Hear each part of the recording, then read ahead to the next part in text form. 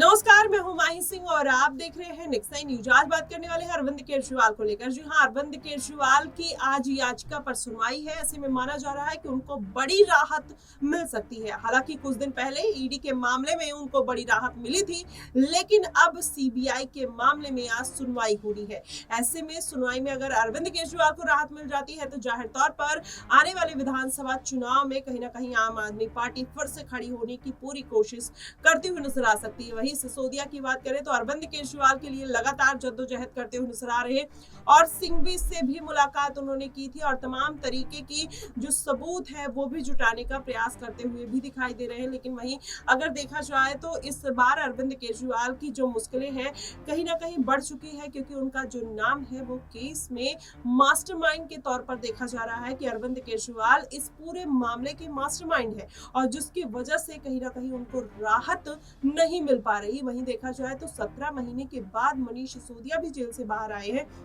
तभी यही कहा जा रहा था कि मनीष सिसोदिया भी कहीं ना कहीं शराब घोटाले मामले में, एक्साइज पॉलिसी, मनी लॉन्ड्रिंग दोनों मामले में वो आरोपी है और इसी की वजह से कहीं ना कहीं अभी भी वो जेल में बंद थे। लेकिन अब तो उनको राहत मिल गई है। लेकिन अरविंद केजरीवाल के लिए लगातार अभिषेक मनु सिंघवी जिस तरीके से जद्दोजहद कर रहे हैं, क्या इस बार चुनाव से पहले कोई बड़ी राहत मिलने की उम्मीद है, या फिर लोकसभा चुनाव पर जिस तरीके से अरविंद केजरीवाल को 21 दिन की मोहलत कोर्ट के द्वारा दी गई थी, क्या इस बार के विधानसभा चुनाव में वही सिनेरियो देखने को मिलेगा?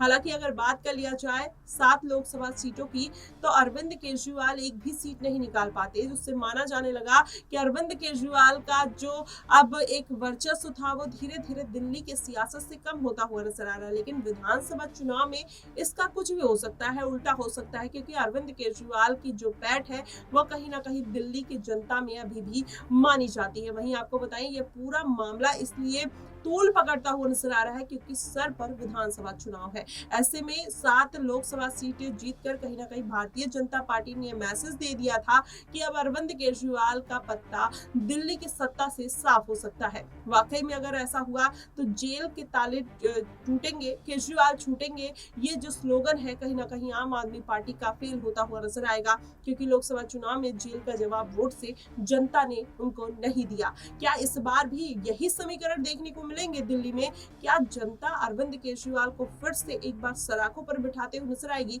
क्या चौथी बार अरविंद केजरीवाल दिल्ली के मुख्यमंत्री पद पर आसीन हो पाएंगे या नहीं? कहीं ना कहीं ये बड़ा सवाल जनता के मन में भी है और ईडी सीबीआई इसको रोकने का पूरा प्रयास करती हुई नजर आ रही है।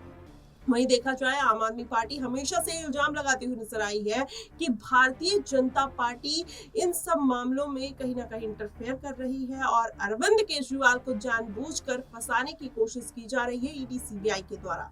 वाकई में अगर ऐसा कुछ हुआ तो अगर अरविंद केजरीवाल जेल से बाहर आ जाते हैं तो कहीं ना कहीं उन अटकलों को पानी फिर सकता है, क्योंकि आम आदमी पार्टी हमेशा से ये इल्जाम लगाती हुई नजर आई। लेकिन संजय सिंह को जमानत मिली, उसके बाद कहीं ना कहीं ये अटकलें खारिज हो जाती है। वहीं मनीष सिसोदिया को भी 17 महीने बाद बेल मिल जाती है। उसके बाद ये कहा जा रहा है कि चुनाव से पहले अगर भारतीय जनता पार्टी का हाथ होता तो नहीं किसी भी तरीके की राहत देने देती। ऐसे में देखा जाए तो अरविंद केजरीवाल को भी ईडी के मामले में जमानत मिल चुकी है। लेकिन ये भी इसके दो पहलू निकल कर आते हैं। एक तरफ एक वर्ग कहता है कि इसमें supreme court, high court involve है, इसलिए जस्टिस आम आदमी पार्टी को मिल रहा है। वहीं दूसरी तरफ लोग कहते हुए नजर आते हैं कि अरविंद केजरीवाल को जानबूझकर उनकी पार्टी को फंसाया जा रहा है भारतीय जनता पार्टी के द्वारा। देखना दिलचस्प होगा कि विधानसभा चुनाव से पहले आखिरकार अरविंद केजरीवाल की क्या स्थिति बनती है, राहत मिलेगी या नहीं मिलेगी, आज ये पता चल जाएगा। फिलहाल आपको क्या कुछ लगता है आप हमें कमेंट बॉक्स में जरूर बताइएगा। फिलहाल के लिए बस इतना ही। देश और दुनिया की तमाम खबरों के लिए हमारे साथ बने रहिएगा नेक्स्ट नाइन न्यूज पर।